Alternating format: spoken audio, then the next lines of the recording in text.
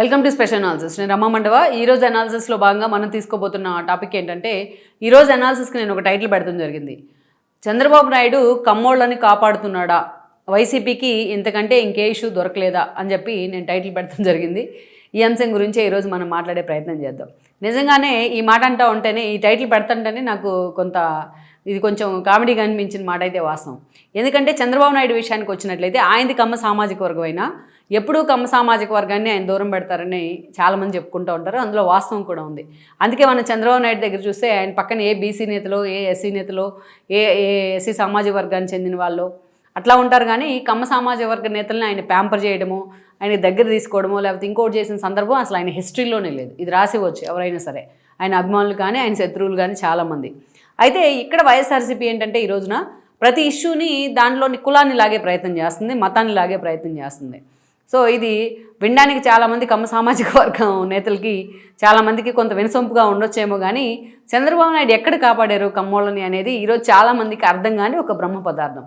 అయితే వైఎస్ఆర్సీపీ ఏ ఇష్యూలో దీన్ని పోర్ట్రేట్ చేసే ప్రయత్నం చేస్తుంది ఈ విధంగా అంటే, లేటెస్ట్గా ఏదైతే తెలంగాణలో మాజీ ఎమ్మెల్యే ఎవరైతే ఉన్నారో, తాండూరు మాజీ ఎమ్మెల్యే పైలట్ రోహిత్ రెడ్డి, ఆయన ఆల్రెడీ ఎప్పుడు ఏదో కాంట్రవర్సీలోనే ఉంటారు, ఎప్పుడు ఏదో కేసులో ఇరుక్కుంటానే ఉంటారు, కేసీఆర్ పుణ్యమాని.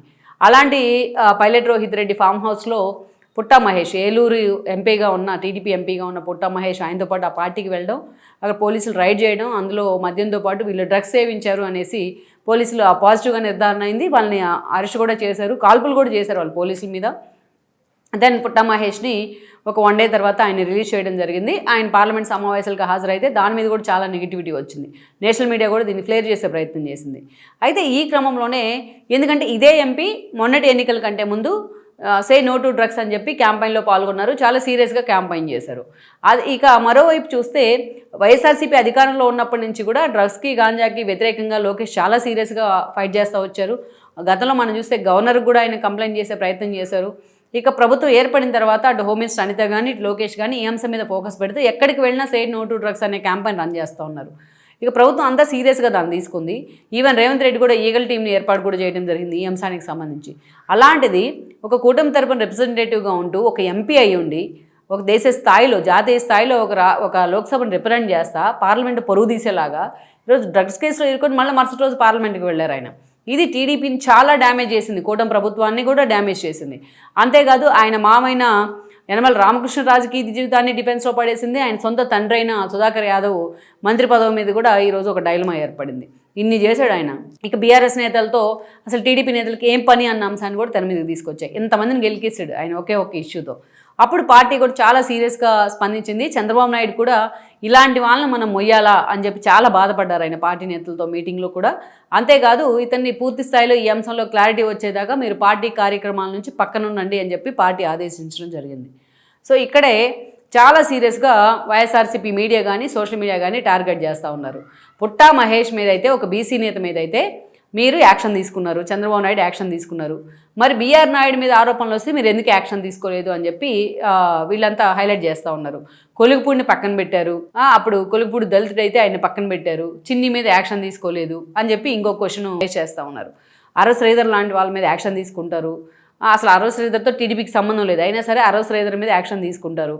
మీరు ఇలా ఓన్లీ దళిత నేతల మీదే ఎందుకు, లేకపోతే ఇతర సామాజిక వర్గాల మీద మాత్రమే యాక్షన్ తీసుకుంటూ ఉన్నారు, బట్ కమ్మోళ్ళని మాత్రం కాపాడుతూ వస్తున్నారు అని చెప్పి కమ్మ సామాజిక వర్గ అంశాన్ని తెర మీదకి తీసుకొస్తూ ఉన్నారు. వీళ్ళకి అలవాటే ఇది. మొన్నటికి మొన్న అంబటి రాంబాబు అరెస్ట్ అయితే అది కూడా ఒక మిగిలినన్ని పక్కన పెడతాం. తిరుమల లడ్డు వ్యవహారమా, ఫ్లెక్సీలు పెట్టారా, ఆయన ఏదైతే ఆ ఫ్లెక్సీలు తీసేయమని వాళ్ళని థ్రెటన్ చేశారా, టీడీపీ కాడ తిరగబడింది, ఇవన్నీ పక్కన పెడితే మనకి ఎంత టెంపో వచ్చినా, ఎంత కోపం వచ్చినా అవసరమైతే ఎదుటిలో ఒకటి పీకుతారు. కానీ ఆ స్థాయిలో ఎవడన్నా బూతులు మాట్లాడతాడా? ఒక ముఖ్యమంత్రి స్థాయి వ్యక్తిని పట్టుకొని, ముఖ్యమంత్రి తల్లిదండ్రులు కూడా బూతులు మాట్లాడినాడు ఎవరైనా ఉంటాడా? అసలు ఇంకా అంబటి రాంబాబుని వేరు చేసింది ప్రభుత్వం. ఆ స్థాయిలో ఆయన బూతులు మాట్లాడి సారీ చెప్పమండి, సారీ చెప్పారని చెప్తున్నారు వాళ్ళు. సారీ బయటకు వచ్చి చెప్పింది ఆయన కేవలం క్యాడర్కి మాత్రమే, టీడీపీ క్యాడర్కి సారీ చెప్తున్నా అన్నారు. చంద్రబాబు నాయుడుకి ఎక్కడ సారీ చెప్పలే ఆయన. కనీసం ఆ చైర్ కన్నా మీరు గౌరవం ఇవ్వాలి కదా చంద్రబాబు నాయుడుకి ఇవ్వకపోయినా. అలా ఆ స్థాయిలో ఆయన రెచ్చిపోతే టీడీపీ క్యాడర్కి కూడా జగన్మోహన్ రెడ్డి భాషలో చెప్పాలంటే బీపీలే వచ్చినాయి. బీపీలతో వాళ్ళు రెచ్చిపోయారు. సరే, దాని రెప్లికా ఏంటనేది కూడా మనం చూసాం. సో ఇలాంటి ఇష్యూ జరిగిన తర్వాత అంబటి రాంబాబుని అరెస్ట్ చేస్తే జగన్మోహన్ రెడ్డికి అప్పుడు ఆయన కాపు సామాజిక వర్గం అని గుర్తొచ్చిందనమాట. ఎస్, అంబటి రాంబాబు కాపు టైగర్, అలాంటి వ్యక్తిని తీసుకొచ్చి మీరు జైల్లో పెడతారా, అది కూడా సెంట్రల్ జైల్లో అని మాట్లాడారు ఆయన. ఇదే అంబటి రాంబాబుని 3 సార్లు పార్టీ నుంచి టికెట్ తీసుకోవాలంటే కాలికి బలపాలు కట్టుకొని తిరిగారు జగన్మోహన్ రెడ్డి చుట్టూరు. ప్రతిసారి తన పాతివ్రత్యాన్ని నిరూపించుకోవాల్సి వచ్చింది అంబటి రాంబాబుకి జగన్మోహన్ రెడ్డి దగ్గర.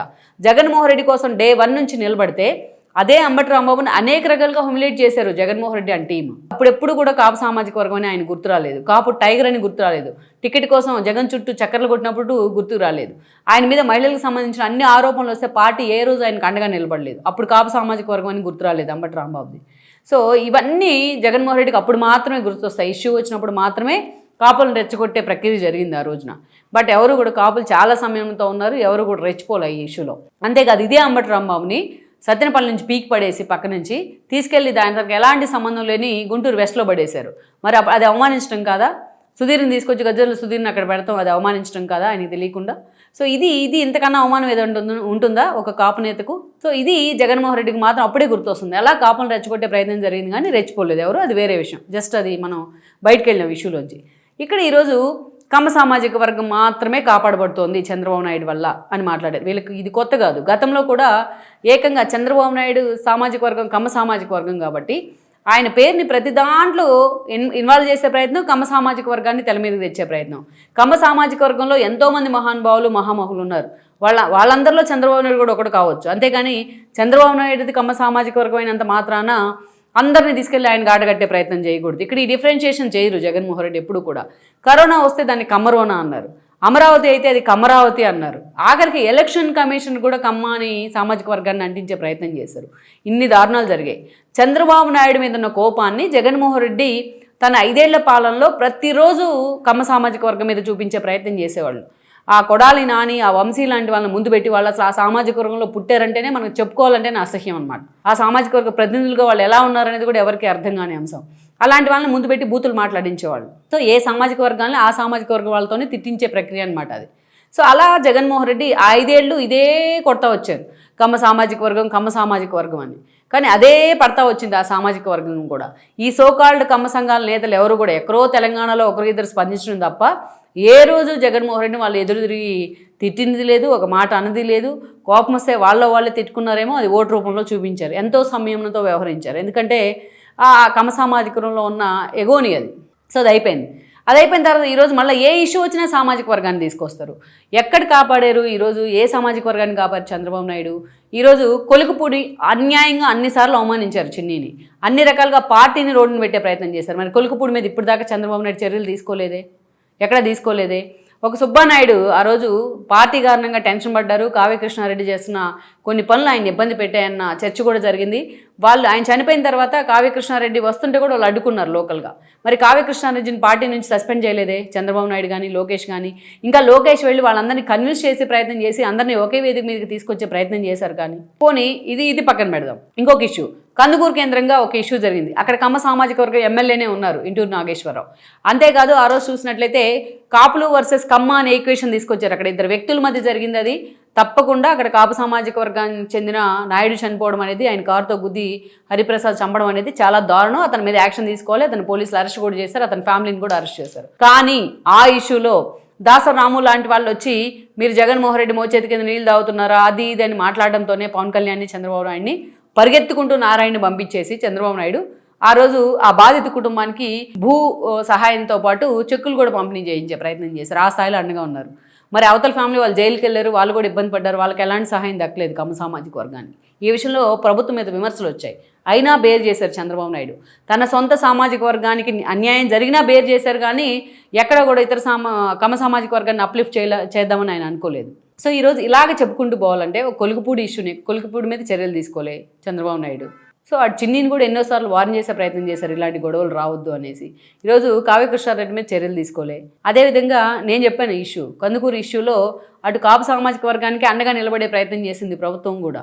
ఆ ఇష్యూలో ఏమి కమ్మ సామాజిక వర్గానికి సంబంధించి న్యాయం ఏం జరగలేదు. ఇక్కడ ఏ ఇష్యూలో చంద్రబాబు నాయుడు ఈరోజు బీఆర్ నాయుడు వ్యవహారం ఉందనుకున్నాం. బీఆర్ నాయుడు ఓపెన్గా చెప్తా ఉన్నారు, ఆయన కోర్టుకు వెళ్ళి ఆ ఇష్యూ మీద స్టే తెచ్చుకున్నారు. ఆ తప్పు ఉంటే నేను డెసిషన్ తీసుకోండి అని చెప్తా ఉన్నారు ఆయన. దాంట్లో అలాంటి ఆయనే స్వయంగా స్వచ్ఛందంగా తానే ఒక 2 నెలలు నేను దూరంగా ఉంటానని ప్రకటించుంటే ఇంకా ఆయనకు కూడా గౌరవం పెరుగుండి ఉండేది ఆ ఇష్యూలో. ఆయన ఎక్కడ వెనకేసుకొని వచ్చారు చంద్రబాబు నాయుడు? బీఆర్ నాయుడు చేసింది చాలా సూపర్ బంపర్ అని పొగిడారా చంద్రబాబు నాయుడు ప్రెస్ మీట్ పెట్టి ఎక్కడైనా సరే? పుట్టా మహేష్ చేసింది మామూలు ఇష్యూనా? ఈ రోజున జాతీయ స్థాయిలో పరువు పోవట్లేదా? పుట్టా మహేష్ మీద అసలు చర్యలేయి ఎక్కడ తీసుకున్నారని జగన్మోహన్ రెడ్డి మాట్లాడతాడు. అతను బీసీ కాబట్టి అతని మీద చర్యలు తీసుకున్నారని మిగతా పార్టీ నేతలు మాట్లాడతారు. ఏమన్నా ఉందా? అసలు అక్కడెక్కడో పుట్టా మహేష్ డ్రగ్స్ కేసులో ఇరుక్కోవడం ఏంటి, ఇక్కడ మీరు కమ్మ సామాజిక వర్గాన్ని టార్గెట్ చేయడం ఏంటి? చంద్రబాబు నాయుడు కమ్మ సామాజిక వర్గాన్ని కాపాడుకుంటూ వస్తున్నారా? చంద్రబాబు నాయుడు కమ్మ సామాజిక వర్గానికే హెల్ప్ చేస్తూ ఉన్నారా? అసలు నవ్వు వస్తుంది. ఒకసారి మనం మంత్రివర్గాన్ని చూసుకున్నా, ఇంకొక ఇష్యూ తీసుకున్నా, సామాజిక వర్గాల సమీకరణాల్లో చంద్రబాబు నాయుడు ఎప్పుడు కూడా ఇన్వాల్వ్ కారు. ఎప్పుడు సామాజిక వర్గాన్ని తెర మీదకి తీసుకొచ్చే ప్రయత్నం చేయరు. అసలు ఆయన అట్లాంటి ఎంటర్టైన్ చేయరు. ఆయన ఎవరైనా మాట్లాడడానికి ఆయన ముందు ట్రై చేసినా వాళ్ళని వార్న్ చేసే ప్రయత్నం చేస్తారు. ఆయనకు కూడా మీరు కులాలు ఆపాదించే ప్రయత్నం చేస్తున్నారు. ఇది నిజంగా ఇట్లా చేస్తే కమ్మ సామాజిక వర్గం ఈరోజు వన్ సైడెడ్గా మొత్తం apart from parties and places Chandrababu నాయుడుకి అండగా నిలబడి ఉండేది. కానీ చంద్రబాబు నాయుడు కమ్మ సామాజిక వర్గం కోసం అంత వన్ సైడ్గా నిలబడ్డ పరిస్థితి లేదు. నిలబడ్డా ఆయన అంతే. సామాజిక వర్గాలకు అతీతంగా ఉంటాయి ఆయన రాజకీయాలు ఎప్పుడైనా సరే. అలాంటిది మీరు ఒకరే ఇన్సిడెంట్ చూపించేసి ఒకరి మీద చర్యలు తీసుకోరు, కమ్మోళ్ళని కాపాడుకుంటూ వస్తున్నారు. ఇవి ఈ దిక్కుమాలిన రాజకీయాలు, ఈ సామాజిక వర్గ రాజకీయాలు, ఈ కులాలు మతాల కంపుని తీసుకొచ్చి రాజకీయాల్లోకి ఇంట్రడ్యూస్ చేసి రాష్ట్రాన్ని 40 ఏళ్ళు వెనక్కి తీసుకెళ్ళిపోయారు 5 ఏళ్ల పాలనలో. ఇప్పటికైనా ఇలాంటి వాటిని తగ్గించుకొని నిజంగా గవర్నమెంట్ ఫెయిల్యూర్స్ కొన్ని ఉన్నాయి, వాటి మీద వైఎస్ఆర్సీపీ ఫోకస్ పెడితే ఎంతో కొంత మీకు భవిష్యత్తు ఉంటుంది.